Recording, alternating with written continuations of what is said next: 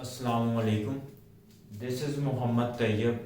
आज हम अपना बायोमॉलिक्यूल्स का नेक्स्ट लेक्चर कार्बोहाइड्रेट की टाइप 2 डिस्कस करेंगे। वो है ओलिगोसेक्राइड। हमने कार्बोहाइड्रेट को 3 टाइप्स में डिवाइड किया था। हमने कहा था कि कार्बोहाइड्रेट की 3 अक़साम होती हैं। एक होते हैं मोनोसेक्राइड, एक होते हैं ओलिगोसेक्राइड और एक होते हैं पॉलीसेकेराइड्स। तो हमने मोनोसेक्राइड्स को डिस्कस कर लिया था। आज हमने करना है ओलिगोसेक्राइड्स को डिस्कस। तो ओलिगोसेक्राइड्स कार्बन हाइड्रेट्स की कॉम्प्लेक्स फॉर्म है देन मोनोसेक्राइड। ठीक, अब हम इनकी कुछ पहले प्रॉपर्टीज देख लेते हैं। जनरल इनकी प्रॉपर्टीज क्या है। जिस तरह हमने पढ़ा था कि कार्बोहाइड्रेट्स जो मोनोसेक्राइड्स हैं वो स्वीट टेस्ट रखते हैं। तो ये कंपैरेटिवली मोनोसेक्राइड के क्या होते हैं, इनका जो टेस्ट होता है वो क्या होता है, लेस स्वीट होता है। लेस स्वीट मीन के मोनोसेक्राइड के कंपैरिजन से इनका जो टेस्ट होगा वो कम मीठा होगा। दूसरा हमने पढ़ा था कि जो मोनोसेक्राइड है वो वाटर में कंप्लीट सोल्यूबल्स होते हैं। तो ये क्या होते हैं, ये कंपैरेटिवली लेस सोल्यूबल होते हैं। पानी में जो मोनोसेक्राइड की निस्बत है ये कम पानी में सोल्यूबल होते हैं। दूसरा हमने पढ़ा था कि ये मोनोसेक्राइड्स थे वो हाइड्रोलाइज नहीं हो सकते थे।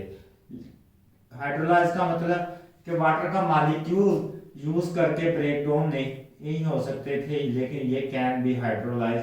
इनको क्या हम हाइड्रोलाइज कर सकते हैं और हम ये भी पढ़ेंगे कि इनको हाइड्रोलाइज क्यों कर सकते हैं।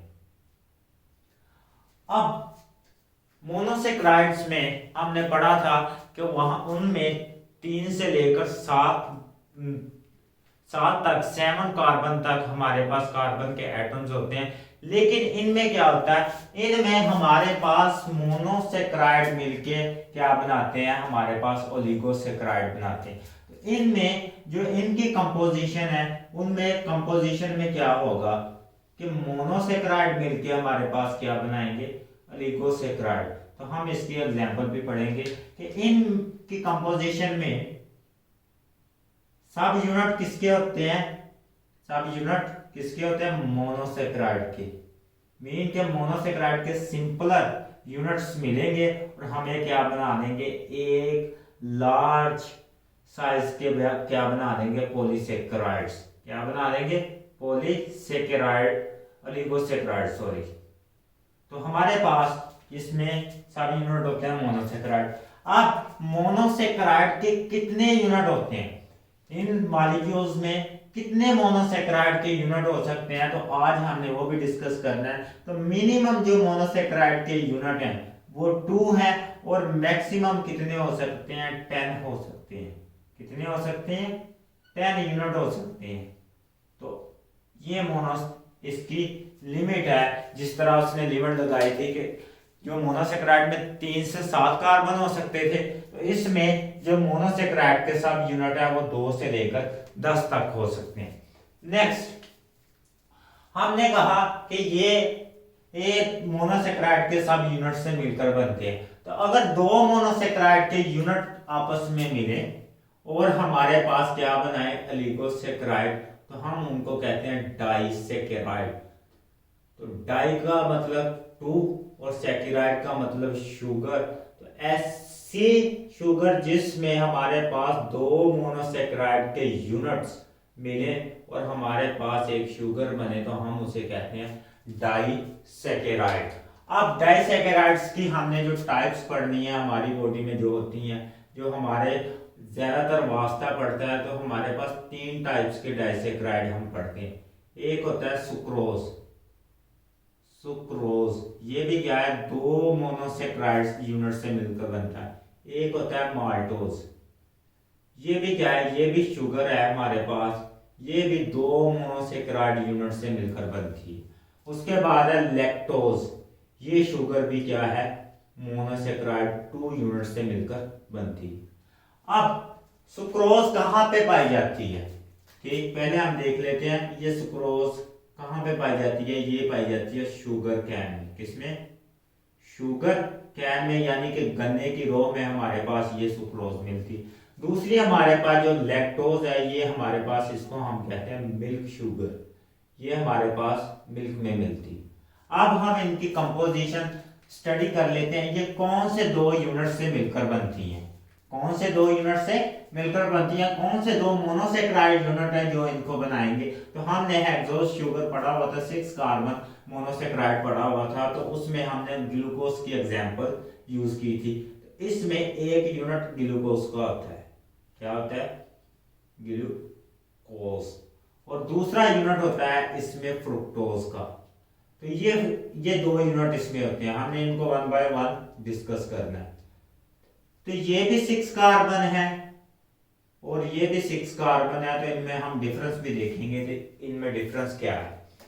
आगे माल्टोज में होते हैं, दोनों यूनिट क्या होते हैं, ग्लूकोज के होते हैं, दोनों यूनिट क्या होते हैं, ग्लूकोज के होते हैं। ग्लूकोज आपस में अटैच होता है और हमारे पास क्या बना देता है, माल्टोज। क्योंकि आप ये स्टडी करते आ रहे हैं इसलिए मैं ये इसको राइट कर रहा हूं। लैक्टोज आगे शुगर है, इसमें क्या होता है, ग्लूकोज होता है हमारे पास, और क्या होता है, एक ग्लैक्टोज का मॉलिक्यूल होता है, ग्लैक्टोज। ये भी 6 कार्बन है, ये भी 6 कार्बन है, तुम्हें पता है शुगर भी, ग्लूकोज भी 6 कार्बन है, ये भी 6 कार्बन है। तो इनमें क्या होते हैं, ये यूनिट होते हैं। अब हमने सुक्रोज का जो स्ट्रक्चर है हमने ये डिटेल के साथ पढ़ना है, तो हम पहले इसका लीनियर स्ट्रक्चर 1-1 ड्रा कर लेते हैं। क्योंकि ये ग्लूकोज और फ्रुक्टोज से मिलकर बना है, तो पहले हम ग्लूकोज का स्ट्रक्चर ड्रा कर लेते हैं, फिर हम फ्रुक्टोज का स्ट्रक्चर ड्रा कर लेते हैं। तो पहले भी हमने ग्लूकोज का स्ट्रक्चर ड्रा किया था, अब भी ड्रा कर लेते हैं। इसमें कितने कार्बन होते हैं, 6। हमारे पास 6 कार्बन पूरे हो चुके हैं। अब इसके पास एल्डिहाइड ग्रुप होता है, ये क्या है, एल्डो शुगर है, हमने एल्डिहाइड ग्रुप लगा दिया इसके साथ, एल्डिहाइड ग्रुप लगा दिया। अब हम इसके साथ हाइड्रोक्साइड और इसके जो कार्बन एटम्स हैं, इसकी जो वैलेंसी है सेटिस्फाई कर रहे हैं। तो हमारे पास H OH H H यहाँ पे वैलेंसी सेटिस्फाई हो चुकी है। तो नेक्स्ट हम फ्रुक्टोज, अब इसके पास देख लें, फ्रुक्टोज का और इसका डिफरेंस हमने करना है। इसके पास ये वाला जो ग्रुप है, ये वाला जो ग्रुप रिप्रेजेंट कर रहा है, ये है एल्डो ग्रुप। ये क्या है, एल्डो फंक्शनल ग्रुप, यानी कि एल्डिहाइड। तो ये कौन सी शुगर है, फिर ये एल्डो शुगर है। जिसके पास एल्डिहाइड ग्रुप हो तो वो क्या है, एल्डो शुगर है। तो ग्लूकोज क्या है, Aldo sugar, 6 carbon, 6 carbon. Next हम ड्रा करते हैं फ्रुक्टोज का, किसका ड्रा करते हैं, फ्रुक्टोज। फ्रुक्टोज भी 6 कार्बन शुगर है हमारे पास, तो इसके भी हम 6 कार्बन पहले ड्रा कर लेते हैं,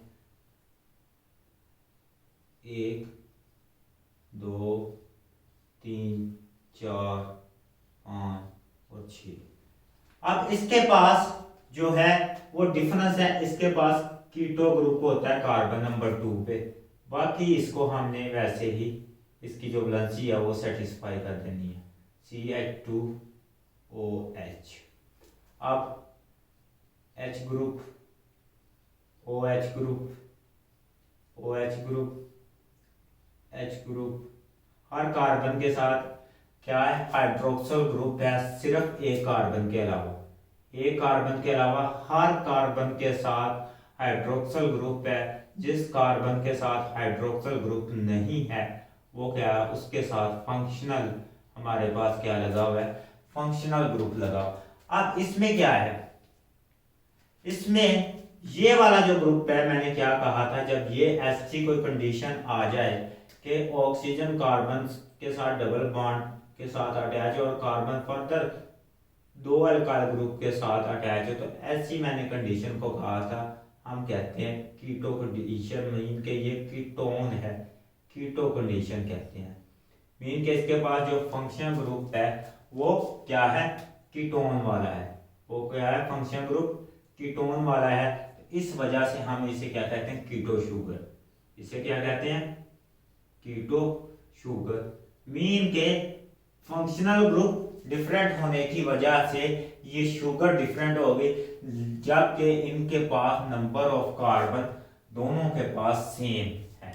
इसके पास भी 6 है, इसके पास भी 6 है, लेकिन इसका फंक्शनल ग्रुप क्या था, वो था कीटो, और इसका क्या था, एल्डो यानी कि एल्डिहाइड यानी कि कीटोन। तो इन दोनों के क्या होगी, प्रॉपर्टीज डिफरेंट होगी। इनका स्ट्रक्चरल फार्मूला क्या है, वो डिफरेंट है, जबकि मोलेकुलर फार्मूला इनका सेम है। मोलेकुलर फार्मूला इनका क्या है, C6H12O6। तो ये मोलेकुलर फार्मूला दोनों का सेम है। तो मैंने यहाँ पे इसी तरह गैलेक्टोज का भी मोलेकुलर फार्मूला सेम है, लेकिन स्ट्रक्चरल फार्मूला क्या है, डिफरेंट। अब जब ये पानी में डिसॉल्व होती हैं तो हमारे पास ये रिंग स्ट्रक्चर देती हैं। तो ग्लूकोज हमारे पास क्या देता है, वो देता है 6 कार्बन रिंग स्ट्रक्चर। इनके 6 कॉर्नर रिंग स्ट्रक्चर देता है हमारे पास। जबकि फ्रुक्टोज जब पानी में डिसॉल्व होती है तो ये हमारे पास क्या देती है, 5 कार्बन, मतलब 5 कॉर्नर स्ट्रक्चर देती है। तो हम यहाँ पे लिख देते हैं ये फ्रुक्टोज का है, ये क्या है, ग्लूकोज का। अब हमने कहा है कि सुक्रोज दो क्या ग्लूकोज और फ्रुक्टोज के कंबाइन होने से बनती है। तो हम देखने लगे हैं कि ये फ्रुक्टोज और ग्लूकोज आपस में कंबाइन किस तरह होते हैं। पहले हमने इनका रिंग स्ट्रक्चर ड्रा कर लिया। अब ये पास आते हैं और क्या करते हैं, इसमें से ये जो ग्लूकोज का स्ट्रक्चर है पहले हमने ड्रा किए हुए इनके रिंग स्ट्रक्चर, ठीक है, पहले लेक्चर में। तो ये वाला ग्लूकोज के पास हाइड्रोक्सिल ग्रुप और जो फ्रुक्टोज है इसके पास हाइड्रोजन ग्रुप। क्या हमारे पास हाइड्रोक्सिल ग्रुप और इसका क्या है, हाइड्रोजन। यहां से लेते हैं और ये क्या करते हैं, हमारे पास वाटर का मॉलिक्यूल निकल आता है। मीन के डिहाइड्रोलाइसिस हो रही है, इसमें वाटर का मॉलिक्यूल क्या कर रहा है, हम डिहाइड्रेशन कर रहे हैं, वाटर का मॉलिक्यूल निकल रहा है, इसे हम कहते हैं डिहाइड्रेशन। और हमारे पास ये वाटर का मॉलिक्यूल जब निकलेगा तो हमारे पास ये वाला प्रोडक्ट बनेगी, ये वाली प्रोडक्ट बनेगी। मैं इसको इसके साथ लिंक कर देता हूँ ताकि ये लगे कि ये रिएक्शंस ये वाला है। ये वाला रिएक्शन अब क्या करेगा, ये वाटर का मॉलिक्यूल निकला, ऑक्सीजन सेंटर में आएगी और हमारे पास क्या कर देगी, बॉन्ड बना देगी। वाटर का मॉलिक्यूल हमारे पास एज अ प्रोडक्ट आ जाएगा। ठीक, हमारे पास बॉन्ड क्रिएट हो चुका है। इस बॉन्ड को कहते हैं कोवलेंट बॉन्ड। ये कौन सा बॉन्ड है, ये कोवलेंट बॉन्ड है। और जबकि ये दो मोनोसेक्राइड के दरमियान बना है, तो हमने पढ़ा था कि ग्लूकोज में ग्लाइकोसिडिक बॉन्ड बनता है, यानी कि कार्बोहाइड्रेट में ग्लाइकोसिडिक बॉन्ड बनता है। तो हम इसे क्या कहते हैं, दो कार्बोहाइड्रेट के दरमियान जो है वो है ग्लाइकोसिडिक बॉन्ड। क्या है, दो कार्बोहाइड्रेट को ज्वाइन करने के लिए, मोनोसेक्राइड को ज्वाइन करने के लिए जो बॉन्ड बनता था, हमने पहले भी पढ़ा था जब कार्बन की प्रॉपर्टीज पढ़ रहे थे, तो ये वो क्या था, ग्लाइकोसिडिक बॉन्ड। तो दो मोनोसेक्राइड के दरमियान जो बॉन्ड है वो है ग्लाइकोसिडिक बॉन्ड। अब ये कार्बन नंबर 1 और 2 के दरमियान बन रहा है, तो हम इसे कहते हैं 1,2 ग्लाइकोसिडिक बॉन्ड। मीन के ये कार्बन नंबर 1 और 2 के दरमियान बन रहा है। अब जब हम इसका वाटर के साथ दोबारा रिएक्शन करवाएंगे तो हाइड्रोलाइसिस होगी, हमारे पास क्या, फ्रुक्टोज और हमारे पास क्या, ग्लूकोज दोबारा रीजनरेट हो जाएंगे और ये वाटर का मॉलिक्यूल कंज्यूम कर लेंगे। रिवर्स रिएक्शन करवाएं तो इसका मतलब ये वाला जो रिवर्स रिएक्शंस है, इससे हाइड्रोलाइसिस हो रही है और हमारे पास क्या कर रही है, दोबारा पॉलीहाइड्रोक्सी कीटोनिक ग्रुप और पॉलीहाइड्रोक्सी एल्डिहाइड ग्रुप बन रहा है। तो ये क्या है, कार्बोहाइड्रेट। इस वजह से भी इनको कार्बोहाइड्रेट कहते हैं। ये पॉलीहाइड्रोक्सी कीटोनिक ग्रुप या देते हैं, या हमारे पास एल्डो ग्रुप देते हैं, या क्या करते हैं, दोनों ग्रुप देते हैं। अब एक टर्म इसने यहाँ पे यूज की है जब हम सुक्रोज की मीन के इस कंपाउंड की, ये जो कंपाउंड हमारे पास बना है इसको कहते हैं सुक्रोज। इसको क्या कहते हैं? सुक्रोज। एक ग्लूकोज और एक फ्रुक्टोज का मॉलिक्यूल कोवलेंट बॉन्ड के थ्रू जुड़ा हुआ है। तो जब इसकी हाइड्रोलिसिस करते हैं यानी कि वाटर का मॉलिक्यूल यूज करके इस बॉन्ड को ब्रेक करते हैं और दोबारा हमारे पास सेपरेट क्या फ्रुक्टोज भी आ जाती है और हमारे पास क्या आ जाता है? ग्लूकोज का मॉलिक्यूल भी आ जाता है, तो हम उसे कहते हैं हाइड्रोलिसिस। अब हाइड्रोलिसिस से जो हमारे पास ग्लूकोज बना है और फ्रुक्टोज बना है, हम इनको कहते हैं रिड्यूसिंग शुगर्स। मैं यहां पे लिख देता हूं रिड्यूसिंग शुगर्स, रिड्यूसिंग शुगर्स। अब रिड्यूसिंग शुगर्स, सुक्रोज को कहते हैं नॉन रिड्यूसिंग शुगर, इसको कहते हैं नॉन रिड्यूसिंग शुगर। ये एंट्री टेस्ट के हवाले से इंपॉर्टेंट है, नॉन रिड्यूसिंग शुगर। और जो के हमारे पास फ्रुक्टोज है और ग्लूकोज है, इसको कहते हैं रिड्यूसिंग शुगर। अब रिड्यूसिंग शुगर किसको कहते हैं? वो शुगर जिनके पास क्या हो, या तो कीटो ग्रुप हो या तो एल्डो ग्रुप हो, या तो एल्डो ग्रुप हो, तो हम ऐसी शुगर्स को क्या कहते हैं? Reducing sugars. तो इनके पास क्या है कि इसके पास फ्रुक्टोज के पास कीटो ग्रुप है तो ये भी रिड्यूसिंग शुगर है, ग्लूकोज के पास क्या है? अब एल्डो ग्रुप है तो ये भी रिड्यूसिंग शुगर है। लेकिन सुक्रोज के पास कहीं भी ना एल्डो ग्रुप है ना ही कीटो ग्रुप है, तो ये नॉन रिड्यूसिंग शुगर है। तो ये हमारा एक टॉपिक क्लियर हो चुका है कि डाइसेक्राइड यानी कि ओलिगोसेक्राइड की हमने एक टाइप पढ़ी डाइसेक्राइड। अगर इसी तरह 3 मोनोमर होंगे तो वो ट्राइसेक्राइड बन जाएगा, अगर 4 होंगे तो टेट्रासेक्राइड, पेंटासेक्राइड। तो जो हमारा वास्ता पड़ता है, हमारा वास्ता इनसे ज्यादातर पड़ता है। सुक्रोज का हमने बेसिक स्ट्रक्चर पढ़ लिया, इसी तरह ग्लूकोज का यानी माल्टोज का और लैक्टोज का है। तो हमारे जो फर्स्ट ईयर के चैप्टर में यही डिस्कस किया गया है, आगे हायर क्लासेस में ये माल्टोज और लैक्टोज को भी डिस्कस करेगा। तो इंशाल्लाह आगे हम नेक्स्ट लेक्चर में पॉलीसेक्राइड्स के साथ मिलेंगे। अल्लाह हाफिज।